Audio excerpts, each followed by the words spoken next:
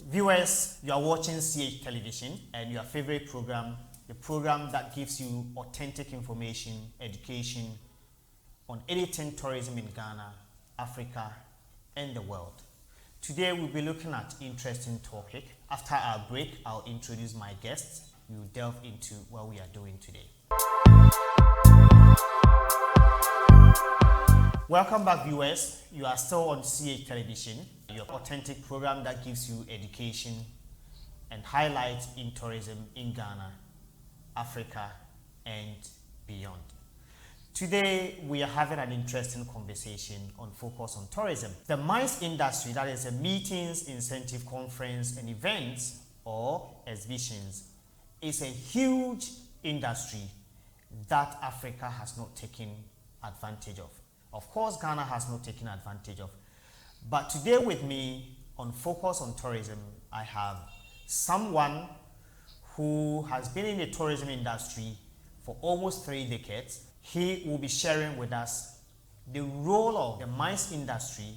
We will zeroing in into events, which has been his passion. So we will be talking to Mr. Emmanuel Treku, an industry expert. He'll be sharing with us what Ghana hopes to gain if we focus on events, if we focus on MICE, if we focus on incentives and conferences. So Mr. Emmanuel Treku, I welcome you to Focus on Tourism. And I can see you are doing very good. How are you, say? Thank you, I'm well. Let me say a very good morning to your viewers and listeners out there. Thank you. It's a pleasure to be with you on this set. Well, before we start, how is the tourism industry going post-COVID 2024, 2025? We have new government, we have new minister, we have new CEOs for tourism agencies and new directors. How is the industry faring so far in Ghana? Yeah, thank you, my brother. I think that this is a very important conversation we are having. I think it's welcoming at this moment of our time in the country, where there are a lot of activities happening in terms of government space, in terms of businesses, in terms of agri sector, but zeroing to our segment of tourism. I think that there are a few things that we are lacking behind. Right. I.e., we are still, progressing. If you look back from 2021, when we stepped the gear that we want to change the face of the diaspora engagement with our country, where we looked at the year of return, where the numbers trickled in, that really gave us a leap in the West Africa and the sub-region. And that was a good thing for us. That has been an eye-opener and given a lot of open market to local economies and also to our international communities who want to visit Ghana. Now, if you even go just Nigeria here, the willingness to visit Ghana is very exciting. Yes. And we can even highlight on this, our neighboring countries, then that's going to be a really big thing for Ghana. Ghana is peaceful. Ghana is a safe haven for everybody. Yes, we say it's expensive, but then we all enjoy Ghana. Well, we all enjoy Ghana. Thank you very much. We'll be delving into what Ghana has to do to be able to take advantage of the MICE industry. But before we delve into that, people will be wondering who is Emmanuel Treku. I mentioned before we went on break that you've been in the industry for close to about 30 years and you've been doing a lot in the industry. So where did you start from? When you were growing up, were you thinking of tourism? Why have you decided to get into tourism? Where did you start from? What did you do? Why tourism? Right, thank you, Mr. Frimpong. Currently, I call myself a tourism enthusiast. That's the best title I can give to myself growing up. I think this has been a family thing. Okay. Way back when I saw my dad with GBC, then as a producer, director for children's program, and we started moving around the country, trying to write scripts. I recall, I think about 21 years ago, when I was with Crystal TV. Okay. We went to Adan to do the Asafotu Festival, and that is where I started having an expose in terms of what it's about tourism. But truth be spoken, way back as well, I was an entertainment prefect. Oh, I see. So, of course, things like this nature were things that we really have the passion and interest in. To see things happen, to see events, to see people being happy, coordination, organizing things at home. Little did I know that I'll get to this field. I started from, basically my core background is information technology. Oh, okay. That is where I started from. I see. But then I found myself working in the travel agency as a system support person. Okay. Where my boss was like, Emmanuel, I think you are doing well in this sector. Okay. You are doing all the marketing work. You are doing all the PR work. Let me give you a role to play. Okay. So she said, I'm sending you to South Africa. You're going to do some work for me. Okay. That was, I was a greyhound. What she was saying, I really didn't understand what she was talking about. But then she was seeing that capacities in me. So I have to embark on the trip. And way back then, I was really talking about destination marketing, where I was really trying to pitch Sun City to have partnership with them then. So looking backwards and looking at today, I was like, really? Way back 2001, 1999, 2001, I was really talking about destination marketing, trying to have partnership where we are talking about destination marketing companies as well, where I was pushing my company to be a DMO. Wow. And the kind of things they were requesting from us, it was just like, you know, but I went in, and this is where the experience really started from. Unfortunately for me, the package I went in with, I got to Sun City, and then, you know, we were the ladies, and then I was paired with a lady. Okay. So a married woman, I cannot stay in the same room with a person. What do I have to do? I spent 3 nights out. What I do in the night, I go around, hang around the bars, trying to understand what happened. In the morning, I come and wash down, then I freshen up, and I'm on the move. Wow. And the whole team was like, really? You are with us? In fact, this family were really excited with me. I said, no, this is something you know how to do. Yeah. We are going to tell your boss that you are somebody that for you to handle our family in terms of tourism business. There, then I saw that I had a realization. Wow. So came back to Ghana, started studying, and I started to develop myself in tourism marketing. Then I moved on, went back into the hospitality industry, tried to now veered into what it is to do my postgraduate in that area. Down the line, I was still, you know, think of my IT stuff because I feel the thinking was to work in some bank and do, you know, something. Formal working. That kind of thing. But still, this was still calling me now at home. Every event they would ask me, aren't you organized? Aren't you doing this? So I saw the correlation. No, this is where I have to be. Okay. Well, working in that capacity, I will always say thanks to that woman. She gave me opportunity. Then I worked with by then Tuga. Okay, that is the toll British Union of Ghana. Yes. Okay. So I was attending the meetings for the company. We were at Coconut Grove. So I started learning a job. Whilst I was still studying my tourism marketing stuff.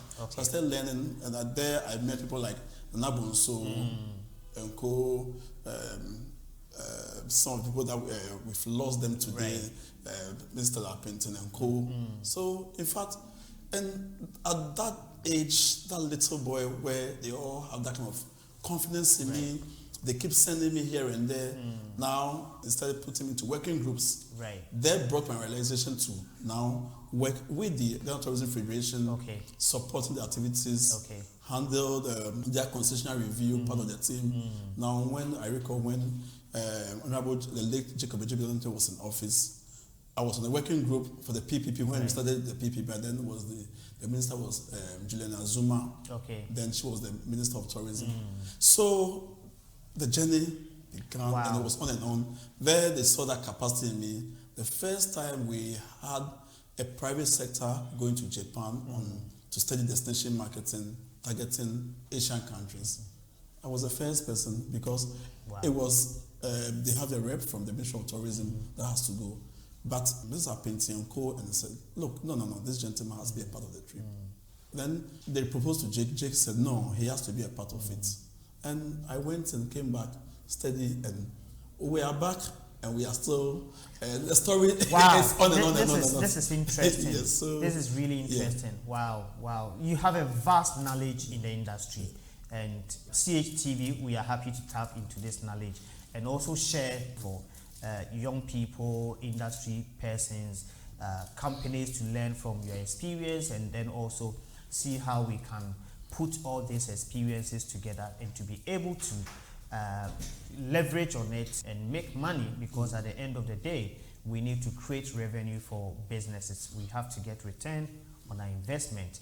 So, but we will get into the event itself, how Ghana can leverage on various events, because we know Ghana is well positioned, but as to whether we are leveraging on the opportunities that we have, you'll be sharing with us.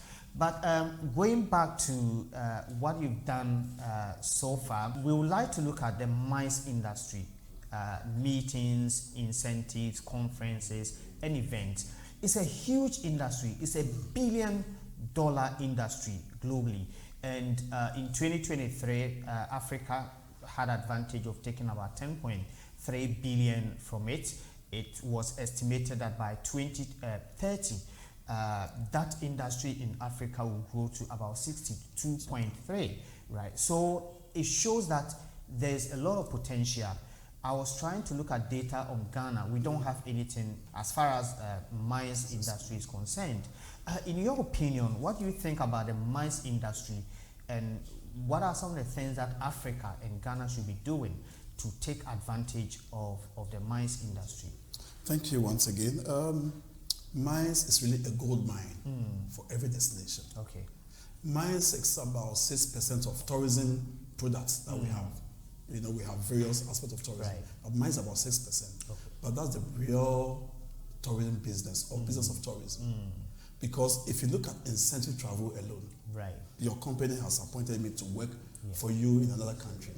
When I'm moving out, you have given my per diem. My air ticket has been paid. Right. So when I walk into a destination, I spend and spend and spend because I have something that's been given to me. Yeah. Looking back, going to school in Japan, my expenditure was about $47,000 way back. That's JICA and government of Ghana. And I have that money to myself as a young person. You could tell what would happen to me. Even I had that money, my level of expenditure out there in that country. Because what we were studying was experiential. Right. We're going to school in the morning 8 and close at 5 p.m. So you could tell you were thinking of yourself and look at the revenue that you are going to live in that country at a given time, pay what you have in house. So it's a clarion call for us to look at the mines industry. If suddenly made that we don't have a strong department in Ghana or an entity that is saying that we are driving business tourism or mines as a product that we are even focusing on. Look, people are coming to Ghana not because of our tourist sites. Yeah, okay. People are coming to Ghana because of business meetings. Wow. Check them because they feel it's peaceful. Yeah. They want to explore. We've had a track record of political stability. We should take advantage of this. Right. But where do we stand as a country? We lack the infrastructure. I think last 4 years, we were trying to sign on to ICASA. ICASA is World AIDS Conference. Yes. That has been signed on by the president. The report that came was that we don't have infrastructure. Even the product developing, we couldn't think of having a co-located event where you can have 5 hotels coming together, 2 events and venues coming together, where we can run co-located events where this is running somewhere. But we couldn't even develop that package to present our case. We lost it. We're still thinking about it. So not that we don't have infrastructure, but again, how are we developing our product? How are we collaborating to work to get these things done? And this is where we must now have a sit down and think about it. Yes, we don't have the infrastructure, but we can still do business because that is not disadvantage for us. Where we find ourselves in the center of the world, and then the countries around us, have we even taken advantage of them to bring all their businesses here? And this is where we are as a country. We have failed in that regard. And let's be sincere to ourselves. Yes, we are doing our bit, but we have failed. The mines office that was created, I think you've been in the industry, what has been the impact? How has it served the people? I've not seen any meeting that the mines office said that, okay, beginning of the year, we are meeting all the airlines. We want 80, 70 tickets. This is the destination we want to go. Who is talking about tourism trade missions, that we are pitching destinations that, okay, this is the destination we are pitching for this year. So all tour operators, we want to go there. Then we can do this exchange. And this is where mines begins. This is where we can stamp on our authority on the mines business as a destination. And it's something that even our leaders should speak about it. Today, around 3 a.m., I was watching the president that traveled to Japan and talking about the youth and then job position in our countries. Right. This is a big thing. Like people who travel, people who are there, who want to listen to him. These are straight businesses for us as it is. It's been an eyeball to us. And we need to take advantage of all this to bring our destination. So you're saying that we need to have mines policy. Yes. That's one. 2, we have to look at infrastructure. And then we also have to look at our digital technology framework. And then accessibility. So in terms of the digital infrastructure, because as you mentioned, mines, you need to have the right gadgets to be able to, it's expensive, but you have to have it.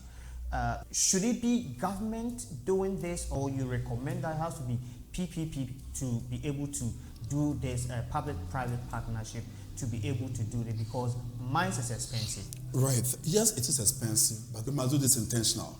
Right. Because if you're not intentional about it, it will not work. I go into where you picked it from. Right. Let me pick from all the sectors. Okay. Ministry of Finance. We want to do Africa Finance Ministers Conference. Do you know the people who want to come to that conference? Let's go to the health sector. And we say we want to do orthodox drugs that we are using here, herbal ones, conference. Do you know the people who will be coming to this country? Let's put transport. We're talking about transport economy. Right. To open up our country in terms of how we can understand the manifest of where vehicles are moving to at a given time. And we use our country as a case study for people to come and discuss for us. Right. Do you know what will happen to us? Let's go out into Japan. Japan has done a lot of research work. Right. What we've done with JICA, before you leave this country, you do a country report. In a way, they are trying to understand what we do. And this is the way they are developing their economies. We don't need tourism, I keep saying, doesn't finish. Right. We don't need too much money to do it, but the strategy. Right. Today, our PPP front is broken. Where is private sector? Where is government sector? I was at the launch of the Blaster Experience project, and I looked around. I didn't see the front of private sector, and this is where we fail. Because fundamentally, if you want to build these institutions and the private sector is not involved, how do you move them? So it's time for us to look at our PPP levels. Because that is the only solution that will bring to them. Now, if you have PPP, this is where government says that we have to give it enabling economy. Where's the enabling economy coming from? Tax systems. Right. Accessibility that you spoke about. What is the open air market for us? Visa regimes. Dubai, during the COVID-19, under 10 minutes you go to Dubai, you are screened. And these were countries that were receiving people come in. Right. They really catch them. Viewers, we'll be right back. It's getting interesting. This is Focus on Tourism on CHTV. Welcome back, viewers. You are still on CHTV, and today we are looking at how event mines industry can impact on tourism in Ghana. And it's Focus on Tourism. You are a station that looks at everything tourism, educating you and giving you vivid information about tourism in Ghana, West Africa, and beyond. Here on CH Television is Mr. Emmanuel Treku, who is giving us much insight before we went on break. And I told you when we come back, we're going to look at air accessibility, how it is impacting on events and mines. Mr. Treku, we're looking at some of the infrastructural needs that we have, and we talked about air accessibility. Ghana is challenged. It's challenged in the sense that getting visa is a big problem in Ghana. It's a big problem in the sense that people would like to have e-visas, visa on arrival, and some of us have been also fighting that we need to have free visas for every African. And before the former president left office, we're told that Ghana is visa free for every African. But I don't know what is happening. It's not the case. So how does air accessibility impact events and mines? Right. What is making the Western cultures or the Americas, as we say, is the intertravel between themselves. Right. They can move to any destination at any given time. Right. And it makes it okay for them. And that's where the big deal is. Now, among ourselves, let's say in the West African part that we are, how can we even travel among ourselves? Myself anyway, in Nigeria, some weeks ago, yes, look at the costs that we incurred in traveling to Lagos. Yes. Now, if you talk about road transport, now people are scared to do that. Why? Because of the barriers in terms of travel. Right. There are a lot of issues that you are facing on this. Now, the lack for us is that we have after.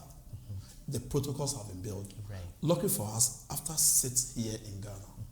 But yet, we are asking people to sign the protocol. But we are not opening our space to people to come in. And that's a big challenge for us. Because until you are able to open up yourself, that's where people will come in. Right. And today you can go tell people that you should open up. We have had all our leaders being chairman of ECOWAS. Most of the presidents. What have we done with that? And trust me, if travel is moving, trade is moving. Right. Because now we move from point A to point B. We are just around the coastal belts. Right. Have we even thought of cruise ships that we do from Ghana to all the West Coast? Yes. That alone we have not delved into that aspects. So we are just blessed, but we don't know which one to pick and which one to work with. And what we need to do now is private sector should stand up strongly and advocate. Because if you don't advocate and talk about it, nothing happens. The accounts have a language that says, one kasa you are ebony. And then where is the front of the private sector? What's our federation doing? Right. You saw the election of Nigerian Federation of Tourism. It's a big deal, very competitive. The kind of people who want to stand in and speak as a destination.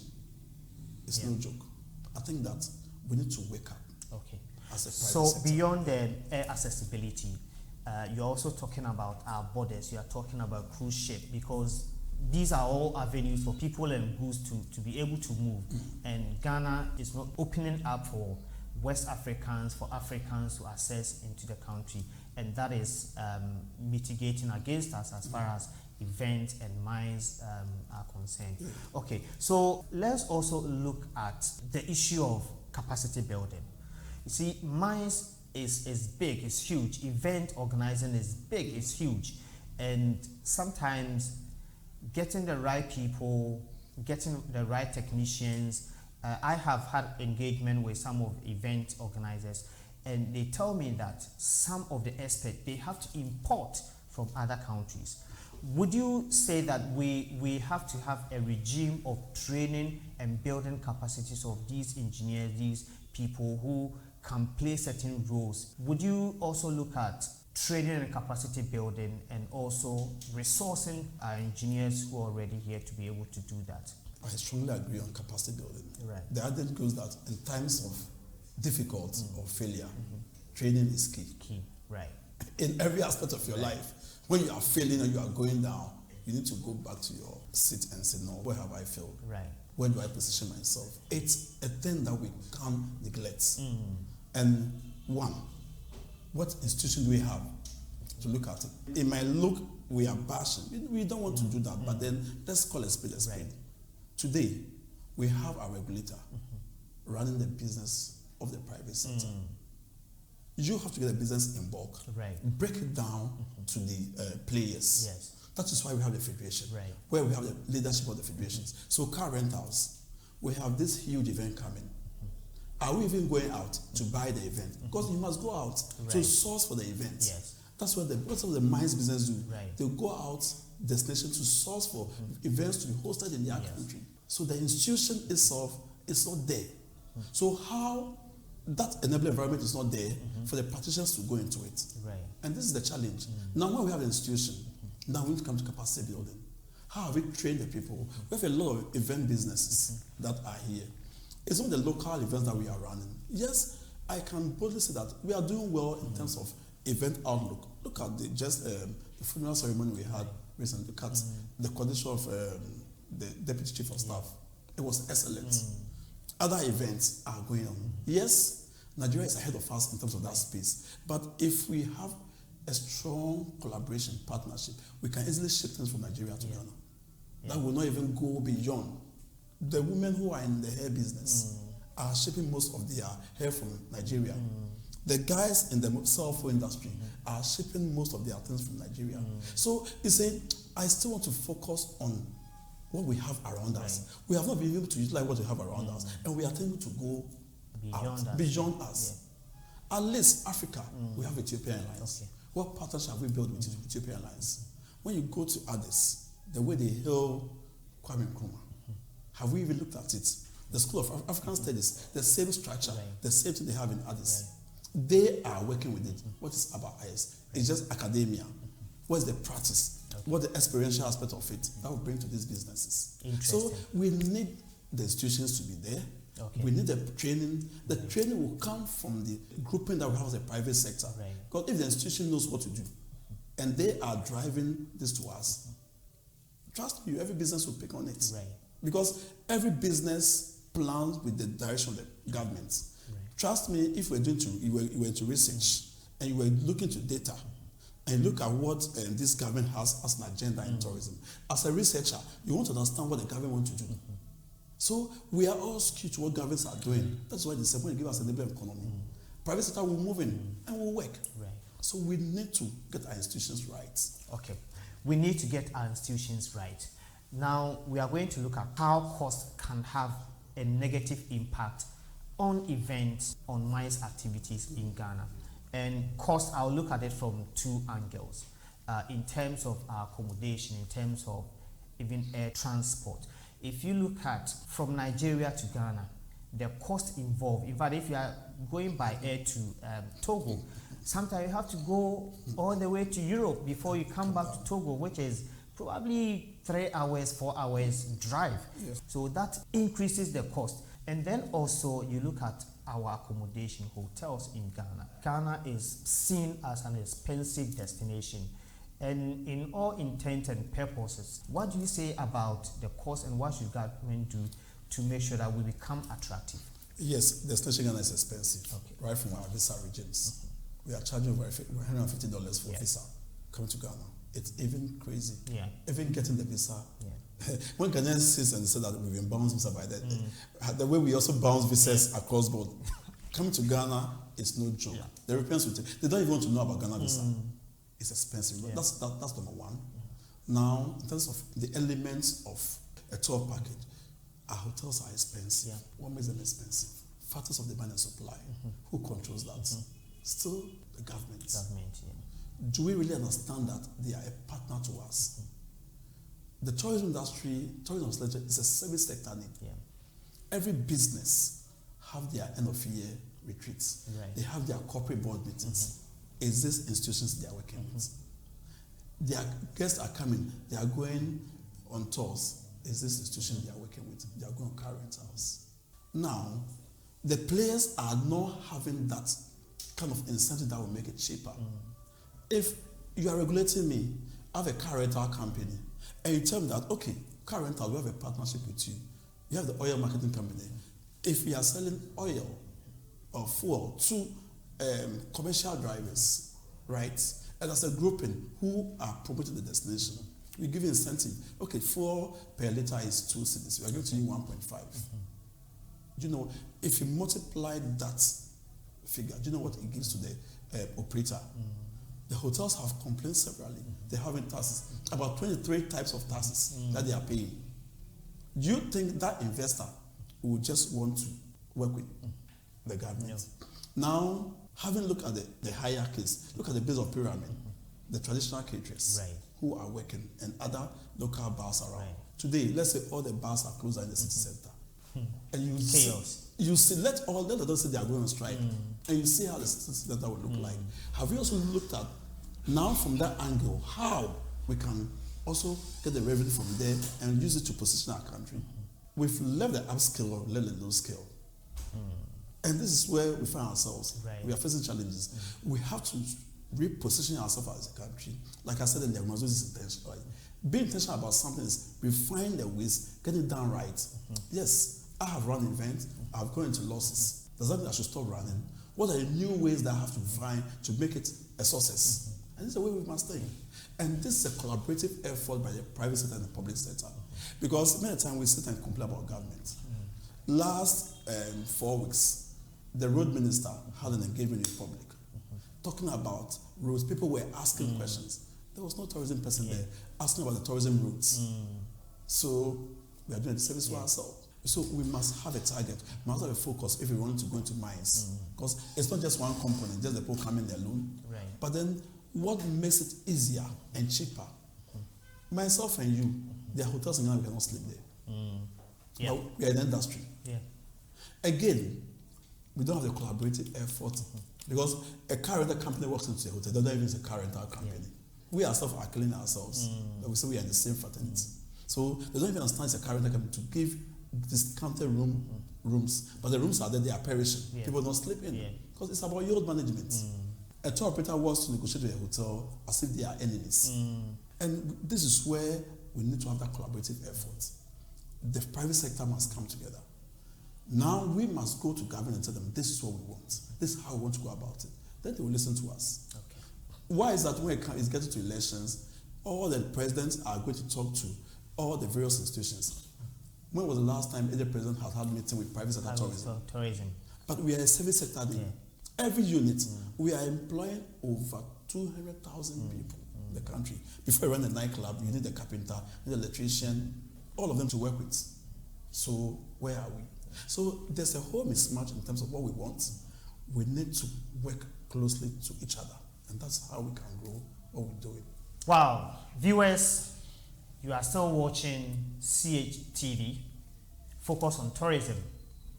We'll take a breather. We'll be right back to continue our conversation. Don't go anywhere. We'll be right back. Viewers, welcome back to Focus on Tourism. Today, we are having some interesting discussion on MICE. MICE is meetings, incentives, conferences, and events. Some people will call it event or exhibition. With me is Mr. Emmanuel Treku, who is an event organizer, an industry expert, and we'll be having some interesting conversation about how events can impact tourism and the country as a whole. So, Mr. Treku, we're looking at all the intricacies of the challenges that we have. We want to look specifically about how the private sector, the tourism and hospitality private sector, can work closely with ministries, agencies, and organizations that we can organize small events, maybe 20, 30, 40, beyond we even think of going to get the thousands, the 10,000s to come into the country, which we don't have the capacity. I don't think we have any hotel here that can host 1,200 people. We don't. So investors, this is also an opportunity for you to look at how you can invest in that sector. So how do we get these organizations, private sector, to collaborate, to work closely with agencies, ministries, and organizations to be able to organize these small events? Right. Thank you once again. You see, there's unity and strength. Right. And we must have a strong united front as private sectors. We must stop this game of backbiting, this game of unnecessary competition. Tourism and tourism is very broad. There are too many things to be done. If you look at the use of tourism, we have about 64 types of tourism. One area, we are not even talking about halal tourism. What have we even done to the Muslim community? Now, those Arabians are coming to the country.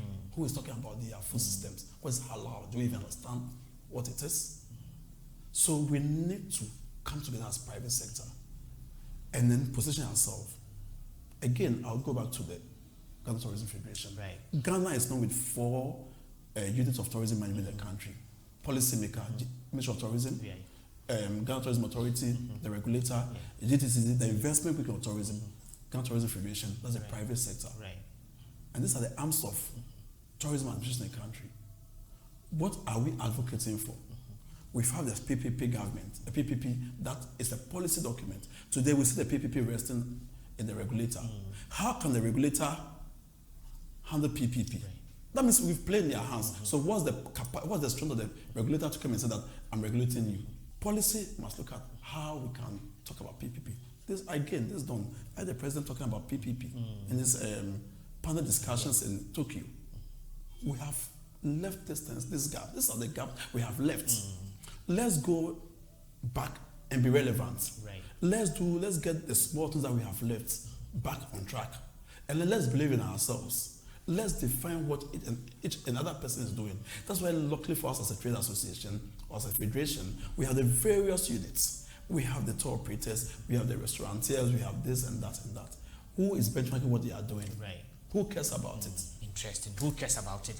So now let's come back to you. Viewers, Mr. Treku is also the convener of Intertourism Expo, and it has been running for the past 5 years. We are having the 5th edition in October. We want you to tell us about Intertourism Expo project, how it has traveled, and then what we should be expecting in October as we celebrate it, and invite others to also come in.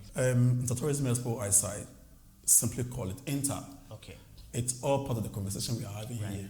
I think that thinking about Inter, I recall we were at the conference, and then I asked him, I don't think we can have such a thing. Yeah. If you recall, I do. Way back, and that's how it started. We started as a small project. Lo and behold, we're in the 50th year. It has seen its challenges and its growth level. Right. But then what we stand to achieve in this regard is that the question I keep asking myself, we spent about almost £30,000 by a stand in world travel markets. We've been attending. We carry a handful of people. We have 26 trade associations. Who is talking to them? Who knows what they are doing? Who has come to our country to see what we are doing? Right. We all travel. We go to the south. We go to the east. What's about the west? What's the thematic event that annually we can all say we are come to celebrate our country? We discuss issues that are bothering us, that we can make informed decisions to move the country forward. And this is the ideas that brought about the Tourism Expo. And this is what exactly we are doing. It comes in the form of conference and exhibitions. Then we also do a farm trip to at least everybody visiting to know some aspect of our country. Right. And then we look at thematic conversations that are bothering the sector, that we have conversations in that regard. And that's exactly what we are doing in support of what the mines industry is supposed to do.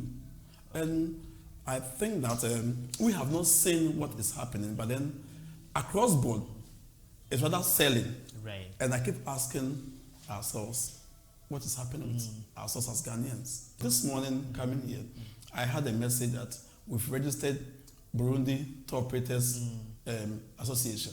Wow. They sent a document for me to sign for the Federation of Tour Operators, for Burundi Tourism Federation. I was like, really? Wow. I was there in February. Yeah, you mentioned it, yeah. And then we started this conversation. Today, they are serious about it. Where are we as people? Yeah. And this is why we are hosting these events.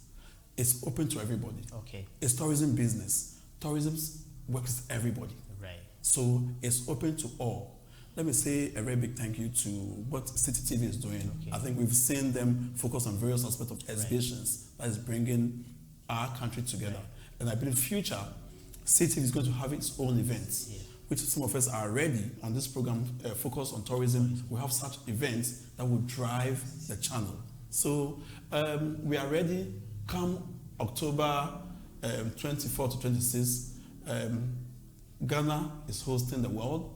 Yes, we're touching down with all the tourism ministers around the world, send invitations to them. And one of the wild things we're going to see in the event is look at the virtual tourism bits, where we want to premiere how you can sit elsewhere in the world and watch the sight and sound of Ghana. This is what we have. And we invite everybody into that platform. Wow. Definitely CHTV will be there and focus on tourism will feature right from this time all the activities that will be working towards the date set 24th to 26th October. So CH Television will be there and focus on tourism will definitely be there. So who are we expecting in terms of personalities that are coming, and then also how do we register if we need to register exhibitors and those who want to come. How should we do it? Where is there any link, any network? Yeah, it's simple. Before I go into it, let me say that officially on this set, CATV first to announce the official private media partner for the Tourism Expo. Wow. Because you do your good work and it must be supported. Good. And if you want to be a part, just go on www.intertourismexpo.com. Okay. Every information is there. Right. It's a C-level business. It's also, we have a segment for the youth, we have a segment for the diasporan, we have a segment for every business in Ghana, because we say it's a business of tourism that we want to promote for make Ghana what it is as a preferred destination for everybody. Okay, that sounds great. So in conclusion, we want you to look at how we can position ourselves as a country to take advantage of this big industry called mines, this sector called mines, that we can leverage on that we haven't done. And so your take on it, what we have to do as a country to be able to enjoy it. Let's go back to the drawing board and have a strong mines office that is co-managed by the private sector and the public sector. And we need personnel who understand what mines it is, not just put officers there to say we're running mines. And we need the effort of everybody, and then also the role of the PPP should be at stake in this regard. Thank you. Viewers, this is Focus on Tourism. Today we've had an interesting conversation on CH Television with Mr. Emmanuel Treku, convener of Intertourism Expo, and we've had a great time. We'll come back to you again with another insightful conversation, as we always do on Focus on Tourism. Again, my name is Emmanuel Frimpong. I am your host on Focus on Tourism.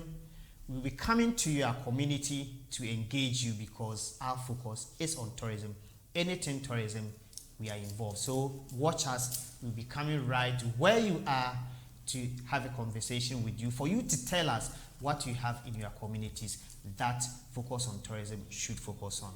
For now, stay tuned.